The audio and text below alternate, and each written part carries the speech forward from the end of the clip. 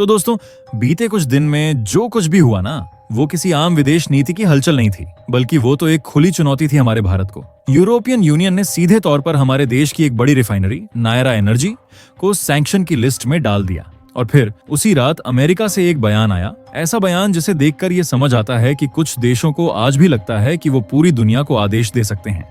क्योंकि उस रात टीवी पर खड़े होकर एक अमेरिकी नेता बोलता है कि हम भारतीय अर्थव्यवस्था को कुचल देंगे। क्यों? क्योंकि भारत ने रूस से तेल खरीदा है अपने ही लोगों के लिए सस्ते दाम पर। यानी दोस्तों, इन पाखंडियों के हिसाब से सस्ता ईंधन खरीदना आज एक गुनाह बन गया है, अगर आप पश्चिमी देशों की मंजूरी के बिना करें। पर शायद इन देशों को अब तक ये एहसास नहीं हुआ कि भारत वो पुराना भारत नहीं रहा जो हर बात में बस हाँ कर दे। अब जो जवाब आता है वो शांति से नहीं, आत्मसम्मान से आता है। और अब अमेरिकी बयान के बाद भारत के विदेश सचिव विक्रम मिश्री सामने आए और एकदम साफ कहा, देश की ऊर्जा जरूरतें किसी समझौते से तय नहीं होंगी, हम वही करेंगे जो देश के हित में होगा। दोस्तों, ये सिर्फ एक बयान नहीं था, यह भारत की नई सोच का ऐलान था। हमारी नीतियां अब दूसरे देश तय नहीं करेंगे, वो अब यहीं तय होंगी, हमारी मिट्टी पर। इसके अलावा अब बात उस कंपनी की जिसे सबसे पहले टारगेट किया गया, नायरा एनर्जी, जो पहले एसआर ऑयल के नाम से जानी जाती थी। दरअसल यूरोपीय देशों ने कहा, अगर भारत में रूस का तेल रिफाइन होकर डीजल या पेट्रोल बन रहा है तो वो भी अब हम नहीं खरीदेंगे। मतलब देखिए, खुद रूस से गैस के लिए दर दर भटकते हो और जब भारत अपनी राह चुनता है तो इन्हें परेशानी होने लगती है। पर भारत अब चुप रहने वालों में से नहीं है। नायरा एनर्जी ने यह सैंक्शन पूरी तरह से अवैध और एक तरफा करार दिया और साफ कहा, अगर आपने ये प्रतिबंध नहीं हटाए तो हम अंतरराष्ट्रीय न्यायालय तक जाएंगे और वहां आप कानून से भाग नहीं पाएंगे। और क्या हुआ उसके बाद? यूरोप ने तेल खरीदने से साफ साफ मना कर दिया और आज वही यूरोप ईंधन की कमी से जूझ रहा है। उधर नायरा एनर्जी भारत छोड़कर भागी नहीं, बल्कि यहीं पर और 70,000 करोड़ का नया निवेश करने जा रही है। क्यों? क्योंकि भारत की रिफाइनरी अब सिर्फ यूरोप पर निर्भर नहीं है, अब डीजल और पेट्रोल अफ्रीका और एशिया के नए बाजारों में जा रहा है। और ये बदलाव अब रिपोर्टों में साफ साफ दिख रहा है। खैर, आइए अब आगे पूरी डिटेल के साथ समझते हैं कि इस पूरे घटनाक्रम के पीछे असल में कौन कौन से बड़े खेल चल रहे हैं और ये पूरा का पूरा मामला आखिरकार कहां तक जाएगा। लेकिन उससे पहले अगर आप वीडियो देख ही रहे हो तो बस एक सेकंड निकालकर लाइक बटन दबा दो और चैनल को सब्सक्राइब कर लो।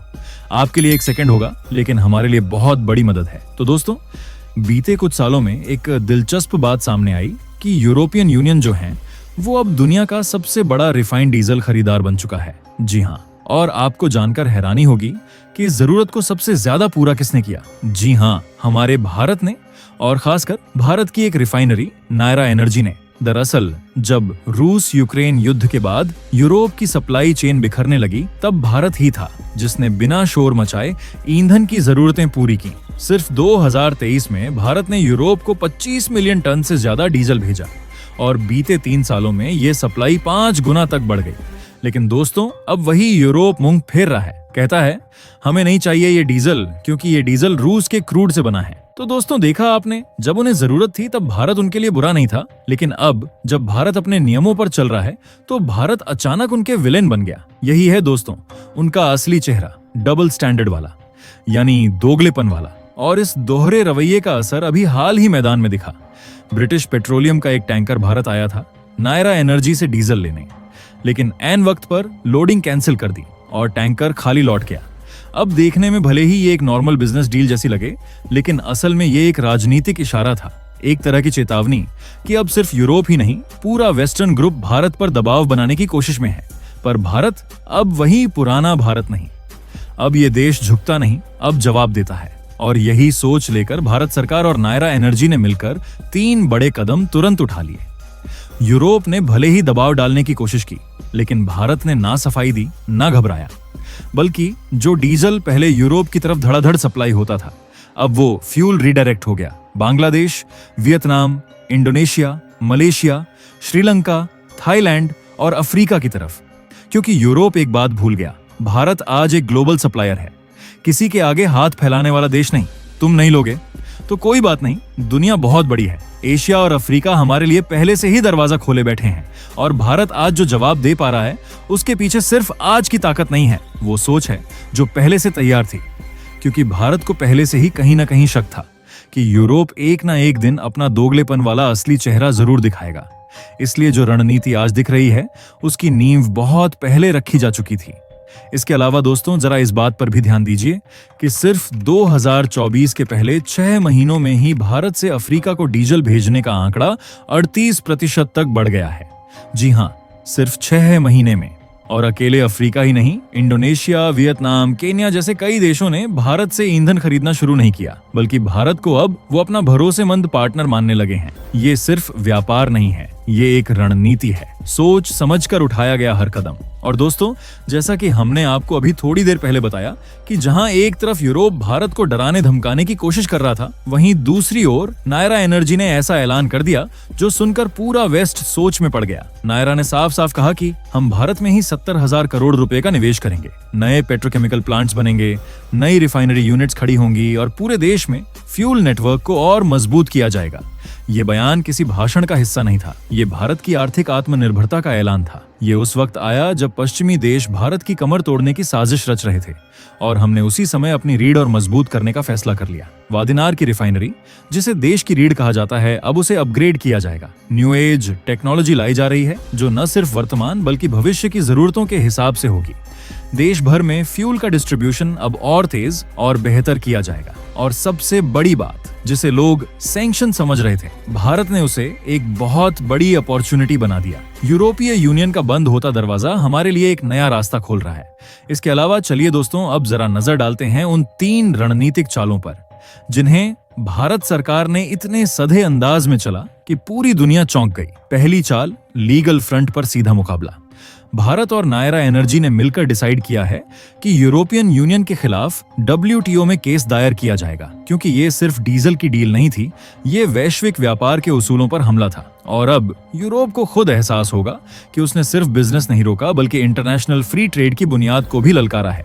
दूसरी चाल, रणनीतिक स्वतंत्रता पर भारत का साफ स्टैंड। भारत ने खुले शब्दों में कहा है, अगर कोई हमारी संप्रभुता में दखल देगा तो हम भी अपने फैसले खुद लेंगे। किससे व्यापार करना है, कैसे करना है, ये कोई और नहीं, भारत तय करेगा। We will do what we need to do। ये सिर्फ लाइन नहीं थी, ये एक साफ साफ मैसेज था। सिर्फ यूरोप के लिए नहीं बल्कि अमेरिका और यूके जैसे उन देशों के लिए भी जो हमेशा नैतिकता के नाम पर पाखंड लेकर आते हैं। तीसरी और सबसे गहरी चाल, सप्लाई को तुरंत रीरूट करना। शायद आपको लग रहा हो कि भारत शांत बैठा है, लेकिन दोस्तों अंदर ही अंदर एक बड़ा खेल चल रहा है।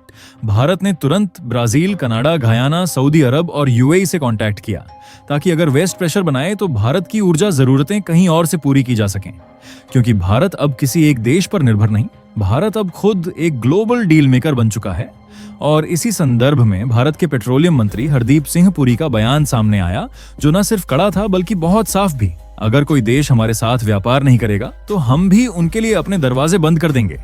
उन्होंने एक बात बिल्कुल स्पष्ट कर दी, भारत सिर्फ उन्हीं से डील करेगा जो भरोसेमंद हों, लंबी साझेदारी निभा सकें और सस्ते रेट पर ईंधन दे सकें, चाहे वो रूस हो, सऊदी हो या ब्राजील।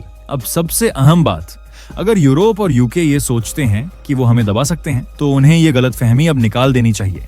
क्योंकि आज का भारत सिर्फ जवाब नहीं देता, आज का भारत दिशा तय करता है।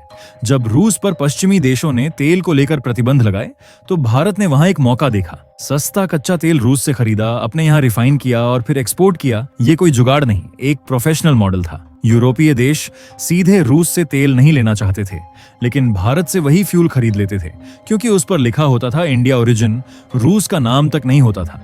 लेकिन जैसे ही भारत ने इसे एक मजबूत बिजनेस मॉडल में बदल दिया तो यूरोप को परेशानी होने लगी।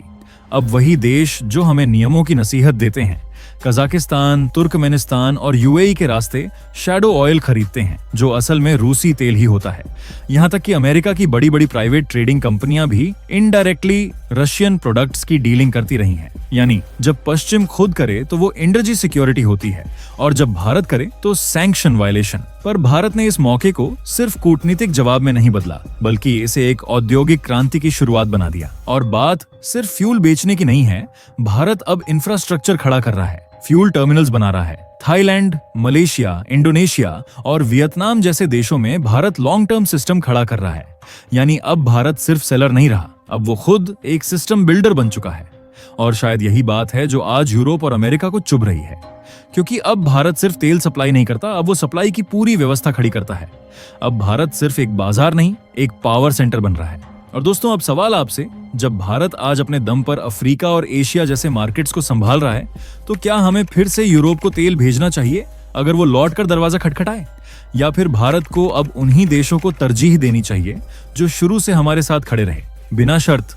आपकी क्या राय है नीचे कमेंट में जरूर लिखिए, क्योंकि अब ये वक्त है जब भारत न सिर्फ तेल बेचता है बल्कि अपनी शर्तों पर बेचता है।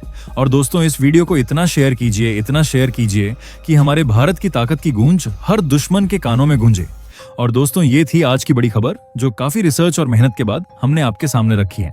तो अगर आप हमारी मेहनत को सपोर्ट करना चाहो तो वीडियो को लाइक और चैनल को सब्सक्राइब करके अपने दोस्तों से शेयर जरूर कर दें, ताकि उन्हें भी ये जानकारी मिल सके। जय श्री राम,